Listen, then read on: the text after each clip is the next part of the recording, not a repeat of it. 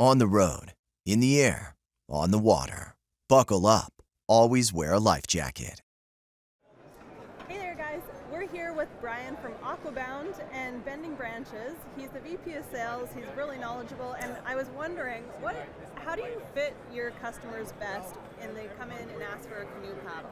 Yeah, so the first thing I'm always asking them is, where are they canoeing? What is the purpose? How long are they out for? I want to learn a little bit more about the types of trips they're taking, because that will definitely impact, where we go with the paddle. Okay. Generally speaking, the longer you're going to be out on the water, the lighter weight you want something. Right. So Okay. you're going to be quite a bit less fatigued if you have something that is lighter weight.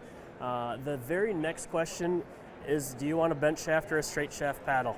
And they're both great options. They have a different purpose. And so a straight shaft paddle is what most beginners start out with because it's very easy. It's like what all the kids grew up doing in Boy Scout camp or whatever. Yep, right. The bent shaft paddle, a lot of folks don't quite know how you hold a bent shaft paddle. So if you'd hold that for me, you want to hold it with it bending away from you. And what this is doing is it's allowing us to get that blade vertical in the water for a longer period of time. Okay. And we are not pulling water up towards the back of the boat. If you're pulling water up towards the back of the boat, you're actually going down, which means you're putting energy into not paddling forward. Okay. So one of the things that helps visualize folks is if I've got these two paddles and I'm taking my stroke, you can see where I get here, I'm at the back end of my stroke, and this straight shaft paddle is already facing upwards. So all of that force and all that energy is bringing the water up, pushing the back of my boat down. Okay. So that bent shaft is believed to be about 20% more efficient when you are straight flat water paddling. Okay. It can be a little bit more challenging to learn some of your corrective strokes. So if you're doing your J stroke or your rudder, you have to get used to feeling where that blade is. So if I'm looking at a beginner and we're tandem paddling, I use a straight shaft in the back of the boat.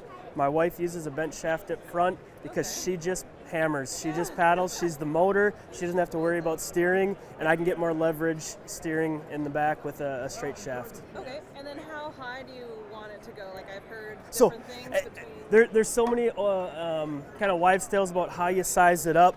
We always use our sizing sticks. So we've got a chart on our website. We want to measure your torso. So the length of your torso, I don't care how tall you are doing this, you're never going to be like this in a canoe. So what we want you to do is actually sit in a chair. We want to measure your torso. So we want to measure from the surface of the chair up to your nose. Okay.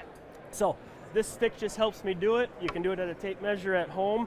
It's a little awkward. I'm going to put this between your legs, and you're going to lean forward, sitting up straight, touch your nose to the shaft, and we put you into a 52-inch bent shaft or a 56-inch straight shaft paddle. Okay. Sweet. And if people don't have this really handy stick at their house? Yep.